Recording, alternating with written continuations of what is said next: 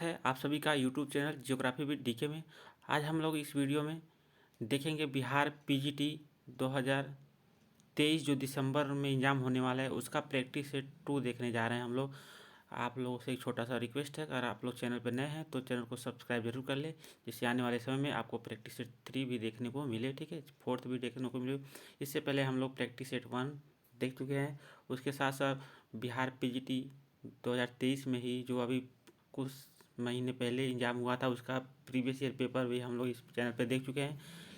उस दोनों वीडियो का हम लिंक इसी वीडियो के डिस्क्रिप्शन बॉक्स में हम रख देंगे। आप लोग वहाँ से प्रैक्टिस सेट 1 और बिहार पीजीटी प्रीवियस ईयर भूगोल का पेपर भी देख सकते हैं। ठीक, तो देर न करते हुए हम लोग शुरू करते हैं पहला क्वेश्चन। तो आप लोग चैनल को सब्सक्राइब जरूर कर लीजिए, ठीक है, जिससे आने वाले समय आपको अधिक से लाभ मिल सके। ठीक, तो आप पहला देख के क्वेश्चन देखते हैं। निम्नलिखित में से कौन सा एक स्थलबद्ध पोताश्रय है? पोताश्रय का मतलब होता है बंदरगाह। ठीक है, कौन स्थलबद्ध है एक पोताश्रय? वह है विशाखापत्तनम। विशाखापत्तनम कहाँ है? यह आंध्र प्रदेश में। आप लोग ध्यान रखेंगे, यह एक स्थलबद्ध पोताश्रय है। ठीक, क्वेश्चन नंबर 2 देखते हैं। द पॉपुलेशन बम नामक पुस्तक किसकी है? तो जो द पॉपुलेशन बम नामक पुस्तक यह है एहर लीच की है। ठीक है, एहर लीच की है। ठीक, तो देखिए जो बिहार पीजीटी का एक बार थोड़ा सा और चर्चा करते हैं। जो बिहार पीजीटी का एग्जाम होने वाला है वो टोटल 150 क्वेश्चन का होगा। ठीक है, 150 क्वेश्चन का यह एग्जाम होगा। 3 पार्ट में होगा। पहला पार्ट में 30 क्वेश्चन होंगे, ये भाषा के क्वेश्चन होंगे। ठीक है, आप हिंदी, अंग्रेजी, बंगाली कोई भी भाषा एक चूज कर सकते हैं। और दूसरा इसमें होगा समान अध्ययन का 40 क्वेश्चन। ठीक, और तीसरा होगा विषय के 80 क्वेश्चन। Total 150 question. जो 30 क्वेश्चन ये होगा यह टोटल केवल पासिंग मार्क इसमें चाहिए। इससे मेरिट से कोई लेना देना नहीं है, यानी इसमें 33% नंबर चाहिए 30 में, यानी 9 क्वेश्चन लगभग सही होने चाहिए। और बाकी 40 क्वेश्चन जो समान अध्ययन होगा और विषय के 80 क्वेश्चन, यही दोनों मिल के मेरिट बनेगी, फाइनल मेरिट। ठीक है, यानी 120 क्वेश्चन जो होंगे उससे मेरिट बनेगी।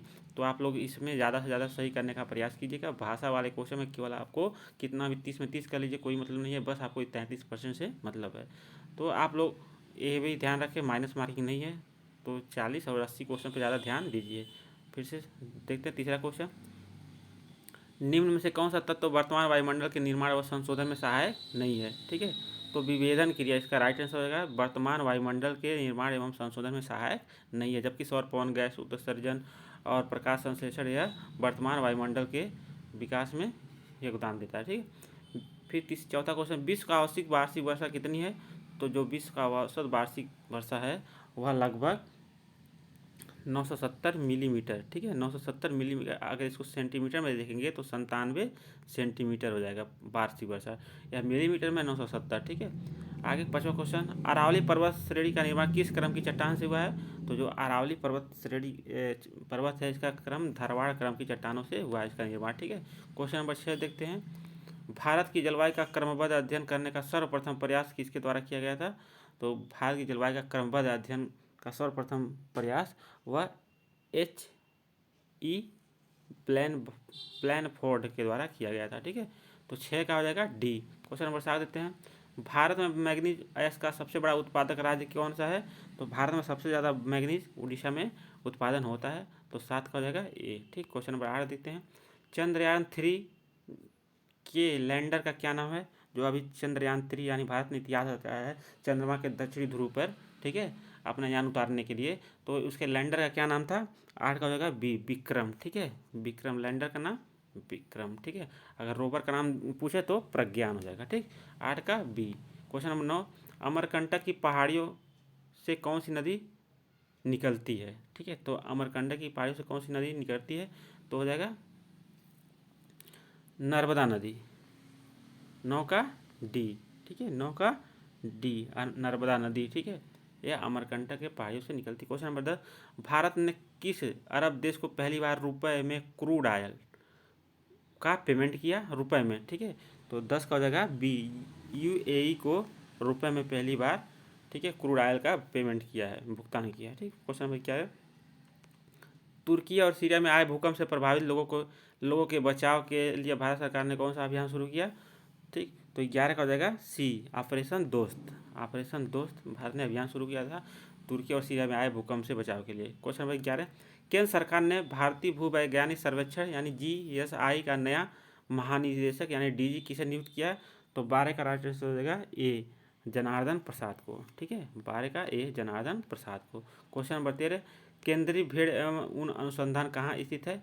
तो जो केंद्रीय भेड़ एवं ऊन अनुसंधान है वह अंबिका नगर में स्थित है, अंबिका नगर में स्थित है। ठीक है, 13 का डी। क्वेश्चन नंबर 14, देश की पहली अंडर वाटर ट्रेन किस नदी के नीचे चली? तो 14 का हो जाएगा डी, हुगली नदी के नीचे देश की पहली अंडर वाटर ट्रेन चली थी। ठीक है, क्वेश्चन नंबर 15, भारत को जननांकीय लाभांश वाला देश माना जाता है, इसकी क्या वजह है? ठीक है, तो जो जननांकीय लाभांश वाला देश माना जाता है इसकी प्रमुख वजह क्या है? वह है इसकी 15 से 64 वर्ष की आयु वर्ग की उच्च जनसंख्या के कारण भारत को जननांकीय लाभांश वाला देश माना जाता है। ठीक, क्वेश्चन नंबर 16, भारत में साक्षरता दर कितने वर्ष से अधिक आयु वाली जनसंख्या के प्रतिशत को सूचित करता है? तो भारत में जो साक्षरता दर की गिनती होती है वह 7 वर्ष से अधिक, ठीक है, अगर बच्चा है या पुरुष है या वृद्ध है, ठीक है, 7 वर्ष से अधिक है, वह अगर शिक्षित है तो उसको जनसंख्या साक्षरता प्रतिशत में गणना किया जाता है। क्वेश्चन नंबर 16 का बी। क्वेश्चन नंबर 17 देखते हैं, निम्नलिखित में से कौन सा विकास का सर्वोत्तम वर्णन करता है? ठीक है, तो विकास का सर्वोत्तम वर्णन क्या करता है? तो यह हो जाएगा 17 का हो जाएगा बी, यानी गुण में धनात्मक परिवर्तन अगर हो रहा है तो उसको विकास का सर्वोत्तम वर्णन माना जाएगा। अगर गुण में ऋणात्मक हो रहा है तो उसको नहीं माना जाएगा। ठीक है, विकास। अब वृद्धि, देखिए जो वृद्धि होता है और विकास होता है दोनों में अंतर है। वृद्धि का मतलब होता है धनात्मक और ऋणात्मक दोनों हो सकती है, जबकि विकास का मतलब होता है निरंतर, ठीक है, आगे की तरफ बढ़ना, यानी सतत आगे की तरफ बढ़ना, यानी धनात्मक परिवर्तन गुण में। ठीक, क्वेश्चन नंबर 18, निम्नलिखित में से कौन सी एक अर्थव्यवस्था में उत्पादन का स्वामित्व व्यक्तिगत होता है? ठीक है, तो अगर व्यक्तिगत तो स्वामित्व की बात कर रहा है तो यह हो जाएगा पूंजीवाद अर्थव्यवस्था में। ठीक है, पूंजीवाद अर्थव्यवस्था में जो उत्पादन का स्वामित्व व्यक्तिगत होता है। ठीक, क्वेश्चन नंबर 19, निम्नलिखित में से कौन सा क्रियाकलाप चतुर्थ सेक्टर से संबंधित है? तो चतुर्थ सेक्टर से संबंधित में कौन सा है? यह है विश्वविद्यालय अध्यापन, यानी विश्वविद्यालय में जो अध्यापन होता है यानी प्रोफेसर लोग होते हैं वह चतुर्थ क्रियाकलाप के अंतर्गत आते हैं। ठीक है, क्वेश्चन नंबर हम लोग 20 देखते हैं, निम्नलिखित में से किस प्रकार की बस्तियां सड़क, नदी या नहर के किनारे पाई जाती है? मान लीजिए कोई सड़क है, कोई नदी है, कोई नहर है, तो इसके किस प्रकार की बस्तियां पाई जाएंगी? वह पाई जाएंगी रेखीय प्रतिरूप। ठीक है, रेखीय प्रतिरूप। क्वेश्चन नंबर 21, भारत का कुल भौगोलिक क्षेत्रफल समस्त भूमंडल के क्षेत्रफल की कितना प्रतिशत है? तो समस्त भूमंडल की बात कर रहा है तो यह जाएगा 0.57%। ठीक है, समस्त भूमंडल के अंतर्गत हो जाएगा स्थल एवं जल दोनों। ठीक है, अगर ये कहता है भारत का कुल भौगोलिक क्षेत्रफल स्थल मंडल का कितना प्रतिशत है तो हो जाएगा 2.42%। ठीक है, स्थल मंडल का। और समस्त भूमंडल की बात कर रहा है तो यानी इसमें जल और स्थल दोनों की बात कर रहा है तो यह हो जाएगा 0.57%। क्वेश्चन नंबर 22, कैम्बे ग्रावेन निम्नलिखित भूकंपों में से किस एक के साथ संबंधित है? तो जो कैम्बे ग्रेवेन है वह भुज भूकंप से संबंधित है। भुज कहाँ है? वह गुजरात में है। ठीक है, गुजरात में है। ठीक, याद रहे, लातूर महाराष्ट्र में। ठीक है, जबल जो है वो कहाँ पे है? वह आपका मध्य प्रदेश, क्वेटा बलूचिस्तान पाकिस्तान में। ठीक, क्वेश्चन नंबर 23, महान हिमालय या हिमाद्री की औसत ऊंचाई कितनी है? तो यह है 6100 मीटर। ठीक है, क्वेश्चन नंबर 23 का हो जाएगा डी, 6100 मीटर। क्वेश्चन नंबर 24, राष्ट्रीय भूभौतिकी शोध संस्थान के वैज्ञानिकों ने दक्षिणावर्त ज्वालामुखीयता का एक नवीन सिद्धांत प्रतिपादित किया है जिसके अनुसार कितने मिलियन वर्ष के नियमित अंतराल पर चक्रानुक्रम में विश्व में ज्वालामुखीयता की प्रवस्था पाई जाती है? तो हो जाएगा 33 मिलियन वर्ष के अंतराल पर। ठीक है, 24 का हो जाएगा सी। अब हम लोग क्वेश्चन नंबर 25 देखते हैं, निम्नलिखित में से कौन सा अम्ल वर्षा का एक प्रमुख कारण है? ठीक है, यानी अम्ल वर्षा का एक कारण है। तो अम्ल वर्षा किससे होती है? तो 25 का हो जाएगा डी, वायु प्रदूषण के कारण अम्ल वर्षा की होती है। ठीक, क्वेश्चन नंबर 26, महासागरीय जल के ऊपर उठने तथा नीचे गिरने की प्रक्रिया किससे संबंधित है? तो है ज्वार से, यानी महासागरीय का जल ऊपर उठता है फिर नीचे गिरता है फिर ऊपर फिर नीचे, इस प्रक्रिया को कहते हैं ज्वार। ठीक है, ज्वार कहते हैं। क्वेश्चन नंबर 27, जलवायु संबंधी प्रभाव यानी वायु एवं वायुमंडलीय दाब में परिवर्तन के कारण जल की गति को क्या कहते हैं? ठीक है, तो इसे कहते हैं महोर्मी। क्या कहते हैं? महोर्मी। क्वेश्चन नंबर हम लोग देखते हैं 28। कोपेन के जलवायु वर्गीकरण के अनुसार BW के कूट अक्षर किस प्रकार के जलवायु को प्रदर्शित करता है? तो BW जो के होता है वह मध्य अक्षांशीय मरुस्थल को प्रदर्शित करता है, मध्य अक्षांशीय मरुस्थल को प्रदर्शित करता है। Question number 29। निम्न कथन किसका है? मनुष्य स्वयं समस्या और हल दोनों है और प्रकृति उसकी उपदेशिका मात्र है। यह कथन किसका है? यह है ब्लास का कथन है। ठीक है, किसका कथन है? ब्लास का कथन है, आप लोग ध्यान रखेंगे। Question number 30। निम्न में से कौन सा एक कार्यात्मक प्रदेश का उदाहरण है? तो जो कार्यात्मक प्रदेश का उदाहरण क्या होता है वो 30 का हो जाएगा राइट आंसर डी। नगर जो प्रदेश होता है यह कार्यात्मक प्रदेश का उदाहरण है। ठीक है। Question number 31। भारत में मुख्य औद्योगिक प्रदेश कितने हैं? जो भारत में मुख्य औद्योगिक प्रदेश हैं वह है 8। ठीक है, क्वेश्चन नंबर 31 का 8। Question number 32। संयुक्त राष्ट्र विकास कार्यक्रम यानी UNDP द्वारा प्रथम मानव विकास रिपोर्ट का प्रकाशन कब किया गया था? तो वह किया गया था 1990 में, 1990 में। 32 का ए। क्वेश्चन नंबर हम लोग देते हैं 33। लेमुरिया किस स्थल खंड से संबंधित है? तो यह मेडागास्कर से संबंधित है लेमुरिया। ठीक। Question number 34। एक कोशिकीय जीवाणु के रूप में पृथ्वी पर जीवन का उद्भव कितने वर्ष पूर्व शुरू हुआ था? तो यह हुआ था 380 करोड़ वर्ष पहले, एक कोशिकीय जीवाणु का। ठीक है। Question number 35। किस तापमान पर महासागरीय जल का घनत्व सर्वाधिक होता है? तो होता है -1.3 डिग्री सेंटीग्रेड पे महासागरीय जल का तापमान घनत्व सर्वाधिक होता है। जबकि शुद्ध अगर जल का पूछता, शुद्ध जल का घनत्व कितने डिग्री तापमान पे अधिक होता है? तो होता है 4 डिग्री सेंटीग्रेड पे शुद्ध जल का। जबकि महासागरीय का क्योंकि वह शुद्ध होता है वह -1.3 पे सर्वाधिक होता है। Question number 36। एक औसत आकार वाली वर्षा की बूंद की व्यास कितनी मिमी होती है? तो रहती है 5 मिलीमीटर की होती है, एक औसत आकार की। ठीक है, वर्षा की बूंद का व्यास। Question number 37। निम्न में से कौन सा विकल्प सही नहीं है? तो इसमें से जो सही विकल्प नहीं है वह ए है, सही विकल्प नहीं है। ठीक है, क्यों नहीं है? क्योंकि यहाँ दिया हुआ विशिष्ट आर्द्रता एवं वायु दाब में धनात्मक संबंध होता है। तो यह बिल्कुल गलत है। जो विशिष्ट आर्द्रता होती है और वायु दाब में ऋणात्मक संबंध होता है। ठीक है, जितना अधिक विशिष्ट आर्द्रता रहेगी उतना कम ही वायु दाब रहेगा। ठीक, या जितना कम विशिष्ट आर्द्रता रहेगी उतना ही ज़्यादा वायु दाब रहेगा। ठीक। क्वेश्चन नंबर हम देते हैं 38। दक्षिण पूर्वी एशिया में कितने देश हैं? तो जो दक्षिण पूर्वी एशिया है उसमें कितने देश हैं? 10 देश हैं। ठीक है, अब कौन कौन देश हैं आप लोग एक बार जरूर नेट पर सर्च करके देख लीजिएगा। Question number 39। गढ़जात की पहाड़ियाँ स्थित हैं? तो जो गढ़जात की पहाड़ियाँ हैं वह उड़ीसा राज्य में स्थित हैं। ठीक। Question number 40। 10 डिग्री चैनल अलग करता है, जो 10 डिग्री चैनल है वह लघु अंडमान को कार निकोबार द्वीप समूह से अलग करता है। ठीक है, क्वेश्चन नंबर 40 का हो जाएगा डी राइट आंसर। अब हम लोग देखते हैं क्वेश्चन नंबर 41। जियो स्ट्राफिक पवन यानी इसको हिंदी में कहते हैं भू विक्षेपी। ठीक है, भू विक्षेपी पवन भी कहते हैं हिंदी में। तो कहाँ चलती है? तो यह चलती है नीचे वायुमंडल में 500 से 1000 मीटर ऊंचाई पर। ठीक है, जो वायुमंडल का निचला है यानी क्षोभ मंडल में ही समझ सकते हैं, 500 मीटर से 1000 मीटर की ऊंचाई पे चलती है जियो स्ट्रेफिक पवन। ठीक। Question number 42। निम्न में से कौन सा तापीय प्रतिलोमन का प्रकार नहीं है? ठीक है, तो अक्षांशीय प्रतिलोमन नहीं होता है तापीय प्रतिलोमन, जबकि अप्रवाही प्रतिलोमन, प्रवाही प्रतिलोमन और यांत्रिक प्रतिलोमन ये सब होता है, ये अक्षांशीय प्रतिलोमन नहीं होता है। ठीक है। क्वेश्चन नंबर हम देते हैं 43। दक्षिण अमेरिका के मूल निवासी रेड इंडियन किस प्रजाति से संबंधित है? तो जो रेड इंडियन है वह किससे से संबंधित है? वह है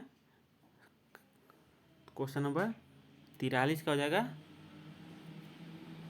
रेड इंडियन मंगोलाइड है। ठीक है, 43 का बी, 43 का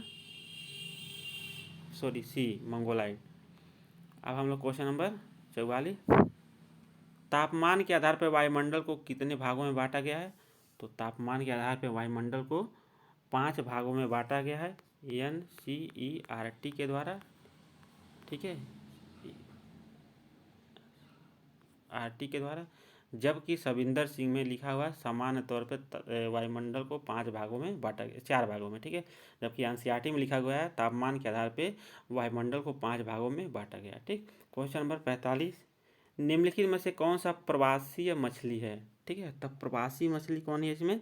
सालमन जो मछली है वह प्रवासी मछली है, ठीक। क्वेश्चन नंबर 46, 2011 जनगणना के अनुसार निम्न में से किस केंद्र शासित प्रदेश में जनसंख्या घनत्व तो सबसे कम है? 2011 जनगणना के अनुसार, तो 46 का हो जाएगा बी, दादर नगर हवेली सबसे कम है इन सब में, ठीक है। क्वेश्चन नंबर 47, निम्नलिखित में से कौन सा अपार्श्विक मिट्टी है? ठीक है, पार्श्विक नहीं, अपार्श्विक। तो जो जलोढ़ मिट्टी है वह अपार्श्विक मिट्टी है, जबकि चरनोजम, लेटराइट, पोडजोल ये सब पार्श्विक मिट्टी है, ठीक है। क्वेश्चन नंबर 48, निम्न में से कौन सी मिट्टी भूमध्य सागरीय क्षेत्रों में पाई जाती है? तो जो भूमध्य सागरीय क्षेत्रों में मिट्टी पाई जाती है वह होती है टेरारोसा प्रकार की मिट्टी पाई जाती है, ठीक है। क्वेश्चन नंबर 49, राष्ट्रीय जल मार्ग 3 का विस्तार है, जो राष्ट्रीय जल मार्ग 3 है उसका विस्तार कहाँ कहाँ है? तो क्वेश्चन नंबर 49 का हो जाएगा सी, ठीक है, कोट्टापुरम से कोलम तक, कोट्टापुरम से कोलम तक राष्ट्रीय जलमार्ग 3 का विस्तार। क्वेश्चन नंबर 50, किस राज्य की सीमा चीन से नहीं लगती है? ठीक है, तो इसमें से किस राज्य की सीमा चीन से नहीं लगती है? तो जो जम्मू कश्मीर राज्य की सीमा है वह चीन से नहीं लगती है। कारण क्या है? जो जम्मू कश्मीर है उसको 2 भागों में बांट दिया गया है। इस तरह जम्मू कश्मीर था, ठीक है, इसको 2 भागों में बांट गया है। तो ये वाला हिस्सा जम्मू कश्मीर हो गया और ऊपर जो हिस्सा बचा था यह लद्दाख हो गया, ठीक। तो लद्दाख की जो सीमा है वह अब चीन से लग रही है, जबकि जम्मू कश्मीर की जो सीमा है वह पाकिस्तान से लग रही है। तो यहाँ पे ऑप्शन में हो जाएगा नहीं लगती है सीमा, तो जम्मू कश्मीर की सीमा चीन से नहीं लगती है, ठीक है। क्यों? क्योंकि जम्मू कश्मीर अब एक केंद्र शासित प्रदेश हो गया है, वह केवल और केवल अब इसका सीमा पाकिस्तान से लग रही है, जबकि लद्दाख जो हो गया उसकी सीमा चीन से लग रही है। आप लोग ध्यान देंगे। बेलन बेसिन किस राज्य में स्थित है? तो जो बेलन बेसिन है वह उत्तर प्रदेश राज्य में है, बेलन नदी, ठीक है, द्वारा बनाया गया है। क्वेश्चन नंबर 52, निम्नलिखित में से कौन सा एक अनुक्रमिक प्रक्रिया है? तो जो अपर्दन है वह एक अनुक्रमिक प्रक्रिया है, ठीक है। क्वेश्चन नंबर हम लोग देते हैं 53, निम्नलिखित में से कितनी ऊंचाई पर ऑक्सीजन की मात्रा नगण्य हो जाती है? तो 120 किलोमीटर ऊंचाई पे ऑक्सीजन की मात्रा क्या हो जाती है? नगण्य हो जाती है, ठीक है। नगण्य मतलब समाप्त लगभग, ठीक। क्वेश्चन नंबर 54, उत्तरी गोलार्ध में 21 जून को 60 डिग्री अक्षांश रेखा पर कितने घंटे का दिन होगा?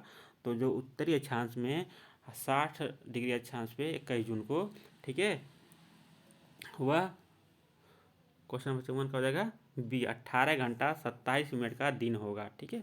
उत्तरी गोलार्ध में मान लीजिए यह पृथ्वी को 2 भागों में बांटती है भूमध्य रेखा, उसके बाद यह कर्क रेखा होती है, ठीक है, और यहाँ मकर रेखा होती है, ठीक। तो जब सूर्य कर्क रेखा पे चमक रहा है तो उत्तरी गोलार्ध है, ठीक है, उत्तरी गोलार्ध में इस कर्क रेखा पे चमकेगा तो 60 डिग्री अक्षांश पे, यानी यहाँ पे कितने घंटे का दिन होगा? तो होगा 18 घंटा 27 मिनट का दिन होगा। क्वेश्चन नंबर 55, वायराशियों को उनके उद्गम क्षेत्र के आधार पर कितने भागों में बांटा गया है? तो 55 का हो जाएगा डी, 5 भागों में बांटा गया है। क्वेश्चन नंबर 56, बादलों को ऊंचाई, विस्तार, घनत्व तथा पारदर्शिता या अपारदर्शिता के आधार पर कितने भागों में वर्गीकृत किया गया है? तो 56 का हो जाएगा बी, 4 भागों में बांटा गया है एनसीईआरटी के अनुसार, ठीक है। आप लोग एनसीईआरटी पे ज़्यादा ध्यान देंगे बिहार पीजीटी के लिए, क्योंकि ज़्यादा से ज़्यादा क्वेश्चन एनसीईआरटी से ही आएंगे। क्वेश्चन नंबर 57, समुद्री जल में घुले नमक की मात्रा सबसे ज़्यादा है, तो कौन सी मात्रा ज़्यादा है? तो वह है सल्फेट की सबसे ज़्यादा मात्रा है, ठीक है। क्वेश्चन नंबर हम लोग देते हैं 58, वर्तमान समय में विश्व में कितने महाविविधता केंद्र हैं? तो वर्तमान समय की बात हो रही है तो जगह 70 है, ठीक है। और पहले के समय में एनसीईआरटी में जो दिया है वह है 12, ठीक है, 12 एनसीईआरटी में दिया हो, क्योंकि एनसीईआरटी की जो बुक है उसमें जो डाटा है बहुत पहले का है। तो आप वर्तमान समय में अगर देखा जाए तो 70 हो गए हैं, यानी 5 बढ़ गए हैं, ठीक है। क्वेश्चन नंबर 59, निम्नलिखित में से कौन सा समूह भारत में विशालतम भाषाई समूह है? तो है भारतीय आर्य जो समूह है वह सबसे विशालतम भाषाई समूह है। क्वेश्चन नंबर 60 देते हैं, निम्नलिखित में से किस राज्य में सर्वाधिक संख्या में अप्रवासी आते हैं? सबसे ज़्यादा संख्या में अप्रवासी कहाँ आते हैं? वह है महाराष्ट्र में सबसे ज़्यादा आते हैं, ठीक है। क्वेश्चन नंबर 61, निम्नलिखित में से किस पर्यावरण में परिक्षिप्त ग्रामीण बस्तियाँ की अपेक्षा नहीं की जा सकती है? परिक्षिप्त का मतलब होता है, ठीक है, परिकीर्ण टाइप का, यानी दूर दूर, ठीक है। तो जो गंगा का जलोढ़ मैदान है इसमें परिक्षिप्त ग्रामीण बस्तियाँ नहीं पाई जाती हैं, यहाँ पे सघन ग्रामीण बस्तियाँ पाई जाती हैं। जबकि जो हिमालय की निचली घाटियाँ, राजस्थान के शुष्क एवं अर्धशुष्क प्रदेश हैं, जो उत्तर पूर्व के पहाड़ी एवं वन क्षेत्र हैं वहाँ पे परिक्षिप्त बस्तियाँ पाई जाती हैं, जबकि गंगा के जो जलोढ़ मैदान है यहाँ पे सघन बस्तियाँ पाई जाती है। ठीक है, क्वेश्चन नंबर 61 का हो जाएगा ए। क्वेश्चन नंबर 62 देते हैं, निम्नलिखित में से जल किस प्रकार का संसाधन है? तो जो जल है वह चक्रीय संसाधन है। ठीक है, जल क्या है? चक्रीय संसाधन है। क्वेश्चन नंबर 63, प्रकाश संश्लेषण क्रिया का प्रमुख सह परिणाम गैस है। तो जब प्रकाश संश्लेषण क्रिया होती है उसका सह प्रमुख परिणाम गैस है वह है ऑक्सीजन। ठीक है, ऑक्सीजन रिलीज होता है। क्वेश्चन नंबर 64, समस्त पृथ्वी का औसत नेट प्राथमिक उत्पादकता कितनी है? तो यह 320 ग्राम शुष्क भार प्रति वर्ग मीटर प्रति वर्ष है। ठीक है, समस्त पृथ्वी का औसत नेट प्राथमिक उत्पादकता। पूर्वी घाट पर्वत श्रेणी का निर्माण किस क्रम की चट्टानों से हुआ है? तो जो पूर्वी घाट की वह है कुडप्पा क्रम की चट्टानों से हुआ है। ठीक है, 65 का सी, पूर्वी घाट पर्वत श्रेणी का निर्माण कुडप्पा क्रम की चट्टानों से हुआ है। ठीक, क्वेश्चन नंबर 66, निम्नलिखित में से कौन एक विवर्तनिक झील का उदाहरण है? तो जो वूलर झील है वह विवर्तनिक क्रिया से निर्मित एक झील है। ठीक है, 66 का हो जाएगा बी। क्वेश्चन नंबर 67 यानी 67, भारतीय कृषि अनुसंधान परिषद ICAR ने उत्पत्ति, रंग, संरचना और स्थान के आधार पर भारतीय मृदा को कितने श्रेणियों में विभक्त किया गया है? तो वह 8 श्रेणियों में विभक्त किया है। कौन? भारतीय कृषि अनुसंधान परिषद। ठीक है, क्वेश्चन नंबर 68, व्हीटलसी की कृषि प्रादेशिकरण योजना कितने चरों पर आधारित है? तो जो व्हीटलसी ने विश्व को कृषि प्रदेशों में 1936 में विभाग किया था वह कितने चरों पर आधारित है? ठीक है, तो 68 का राइट आंसर हो जाएगा डी, 5 चरों पे आधारित है। अब ठीक है, क्वेश्चन नंबर आप देखिए आगे 69, किस श्रेणी के उच्चावच को संरचनात्मक स्तर रूप कहा जाता है? तो 69 का हो जाएगा ए, संरचनात्मक, सॉरी बी है संरचनात्मक, द्वितीय श्रेणी के उच्चावच को। ठीक है, संरचनात्मक स्वरूप कहा जाता है 69 का। ठीक, बी। क्वेश्चन नंबर 70, निम्न में से कौन सी मृदा भीगने पर मक्खन की भांति मुलायम परंतु सूखने पर कड़ी और ढेलेदार हो जाती है? तो है लैटराइट मृदा। भीगने पे क्या हो जाती है? मक्खन की भांति मुलायम हो जाती है, जबकि सूखने पर कड़ी और ढेलेदार हो जाती है। क्वेश्चन नंबर 71, कौन सी रूपांतरित चट्टान नहीं है? ठीक है, तो रूपांतरित चट्टान इसमें ढूंढना है कौन सी नहीं है। तो जो स्लेट है यह रूपांतरित चट्टान नहीं है। ठीक है, अब हम लोग क्वेश्चन नंबर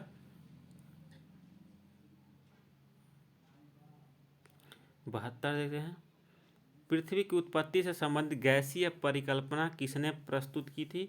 तो 72 का हो जाएगा ए, कांट महोदय ने पृथ्वी की उत्पत्ति से संबंधित गैसीय परिकल्पना प्रस्तुत की थी। क्वेश्चन नंबर 73, कोरल सागर किस महासागर में स्थित है? तो जो कोरल सागर है वह प्रशांत महासागर में स्थित है। ठीक, अब हम लोग को 74 देते हैं, संपूर्ण पृथ्वी में किस तत्व की अधिकता है? तो अगर संपूर्ण पृथ्वी की बात है तो लोहा की अधिकता ज़्यादा है। अगर भू प्रॉपर्टी में पूछता है तो वह हो जाता है ऑक्सीजन। ठीक है, क्वेश्चन नंबर 75, गहरे, लंबे व विस्तृत गर्त या बेसिन जिनके शीर्ष दीवार खड़े ढाल वाले व किनारे किनारे खड़े व अवतल होते हैं उन्हें क्या कहा जाता है? उसको कहते हैं सर्क। ठीक है, 75 का ए।